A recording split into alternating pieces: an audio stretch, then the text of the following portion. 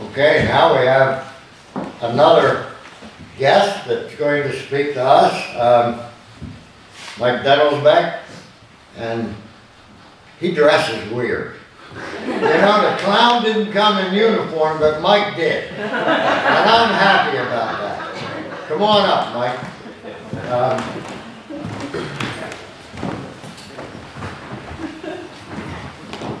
Well, good morning. Good morning.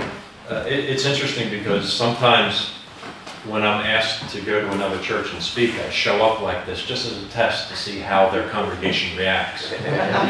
And one that I had done further down by the shore, I just showed up about a half hour early, walked in and sat down, and it was really interesting because I got invited into the back for coffee, and a bunch of the older women in the church just huddled around and started talking to me. It was really nice to know that we as Christians will accept anybody who comes into our church lovingly. If they're here to learn about Christ, it's a good thing. So anyway, my name is Mike Denelsbeck. I'm going to actually speak to you about a couple things. One of them is the Garden State Walk to Emmaus. And I'm glad there's a clock there because I wasn't sure how much time I had. The two things that I was asked to speak about are very close to my heart. The Garden State Walk to Emmaus is based out of Luke 24 when the two disciples are on the road to Damascus. And Christ comes in and he's talking to them, but they don't know it because he's hidden his identity from them. Well, the Garden State Walk to Emmaus is very much like that. It is for Christians. It's for church goers that may have been on the road, and we just get so wrapped up in life and everything and the normality of everything that we start to lose the face of Christ. Now, the Walk to Emmaus isn't another organization to pull you out of the church and to give you more things to do. It's a 72-hour. It starts Thursday night at 7 o'clock and ends Sunday around 5. So it's a weekend.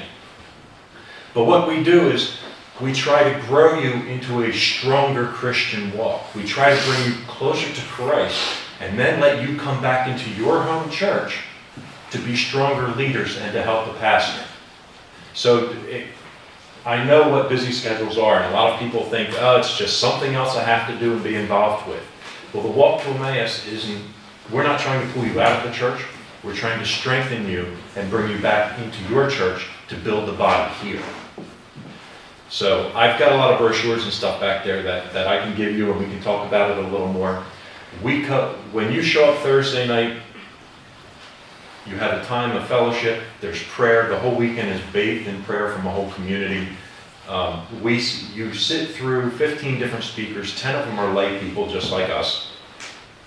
And we talk about everything from what your priorities are all the way up into how you can take what you learned on that weekend and live it every day afterwards in your Christian walk. That's a very general what Garden State Walk to Emmaus is about. Garden State Lighthouse Chrysalis is the exact same thing, but it's for youth.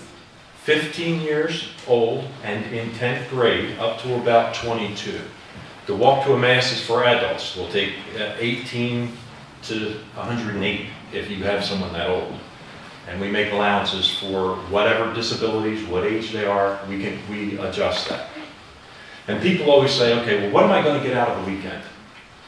I can tell you on my weekend, I went a while ago, quite a while ago. Coming out of the weekend, everybody said, well, how was it? What did you feel? What did you get? I can honestly say that I felt the pure, true love of Christ on that weekend, given to me by humans. And afterwards, and after being in the community for a while, I stop and I sit and think, as much as that meant to me, it was still human. I can't wait to see what his pure love is going to be like when I get into his presence.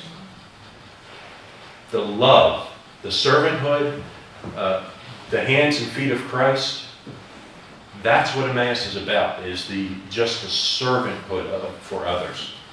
I don't know if any of you are familiar with Alpha course, but you have to go through the Alpha course before you can teach it to others. Well, Emmaus is the same way.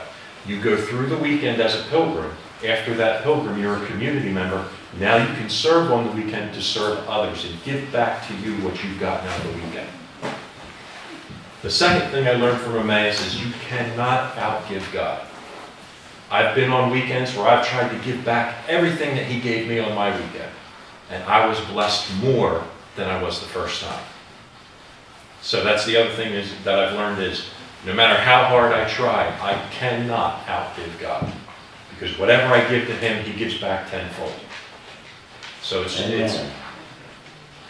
an amazing weekend.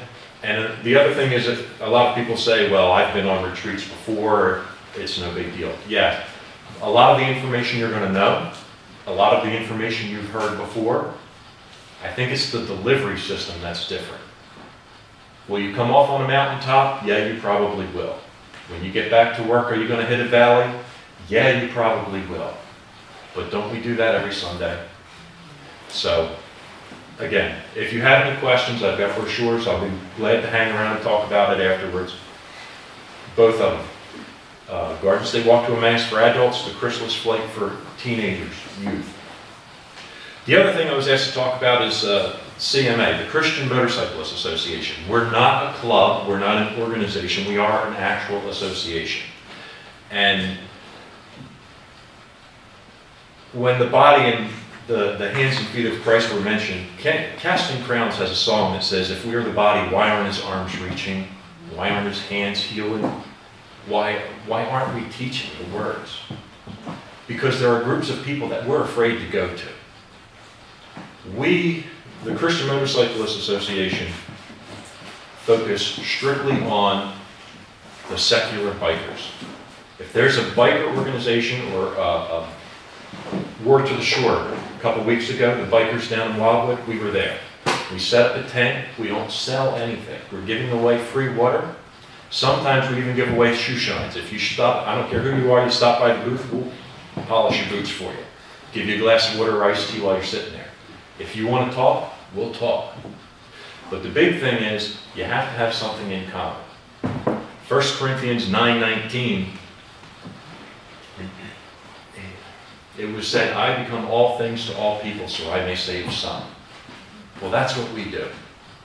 We go to the bikers. We have something in common. I pull up on my motorcycle, and I can go up to the guy and I can start talking about his bike. And then we've got something in common. And just start a conversation. And from there, it can lead into other things. It doesn't matter where you are. If you have a common ground with somebody, that's your in for missions right there. Golf course, sporting events, it doesn't matter. That's where you are. That's your mission. For me, it's on a motorcycle.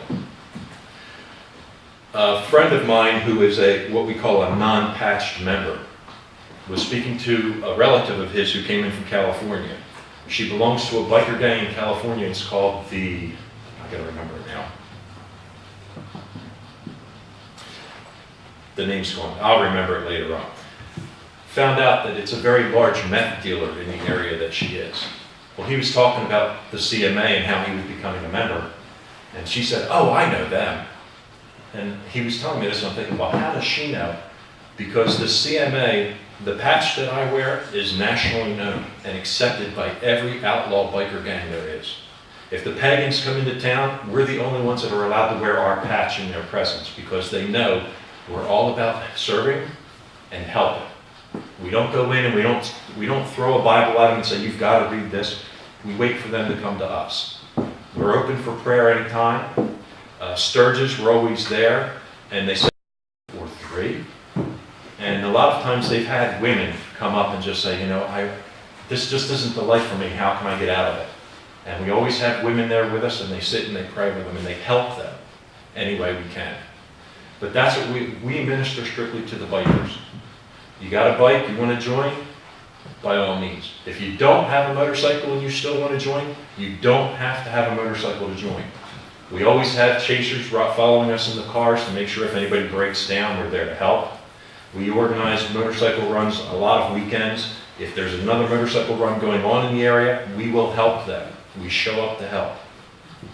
That's how we have to start by serving the non-Christian people in our area, to show them that we're genuine and we're sincere in our word of love. Once they see that, they'll start to accept it. I truly believe that's the only way that this patch has been accepted by those groups. Because we'll show up, we'll clean toilets, we break the yard, we empty trash cans, we'll do whatever we can to be in their presence, just in case somebody needs to talk. Again, I've got magazines back there. If you have any questions, I'll hang around, talk to me. I'm very happy that I was asked to come and speak about these two organizations because they're both very, very strong. They mean a lot to me. So, thank you for your time.